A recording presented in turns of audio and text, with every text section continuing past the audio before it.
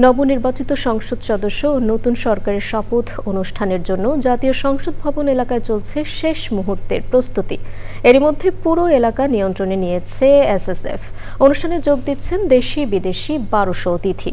ওবায়দুল রশিদের রিপোর্ট। বাংলাদেশে দীর্ঘদিনের রীতি প্রধানমন্ত্রী এবং মন্ত্রিসভার সদস্যদের শপথ অনুষ্ঠান হয় বঙ্গভবনে। তবে সেই রীতি ভেঙে এবার আয়োজন হবে জাতীয় সংসদ ভবনের দক্ষিণ প্লাজায়। আর সংসদ ভবনের এলডি হলে হবে নবনির্বাচিত সংসদ সদস্যদের শপথ। শপথ অনুষ্ঠানকে কেন্দ্র করে জাতীয় সংসদ ভবন এলাকায় চলছে ব্যাপক কর্মযজ্ঞ। পুরো এলাকা নিয়ন্ত্রণে নিয়েছে স্পেশাল সিকিউরিটি ফোর্স এসএসএফ। ব্যাপক উপস্থিতি রয়েছে আইনশৃঙ্খলা বাহিনীর সদস্যদের।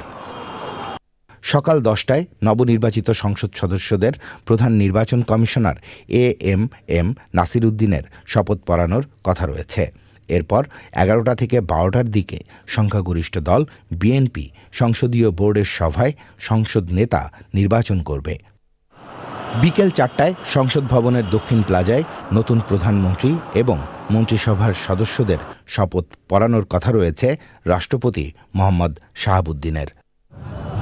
শপথ অনুষ্ঠানে দেশের অতিথিদের পাশাপাশি বিদেশিদের মধ্যে যোগ দিচ্ছেন ভারতের লোকসভার স্পিকার ওম বিড়লা ও পররাষ্ট্র সচিব বিক্রম মিস্রি, পাকিস্তানের উপপ্রধানমন্ত্রী ইসাক দার, ভুটানের প্রধানমন্ত্রী শেরিং তোবগে এবং নেপালের পররাষ্ট্রমন্ত্রী বালানন্দ শর্মা। যুক্তরাজ্যের ভারত প্রশান্ত মহাসাগর বিষয়ক আন্ডার সেক্রেটারি সীমা মালহোত্রারও অনুষ্ঠানে যোগ দেওয়ার কথা রয়েছে। এছাড়াও কাতার ও সার্কভুক্ত আরও কয়েকটি দেশের পররাষ্ট্রমন্ত্রী শপথ অনুষ্ঠানে যোগ দেবেন বলে জানা গেছে।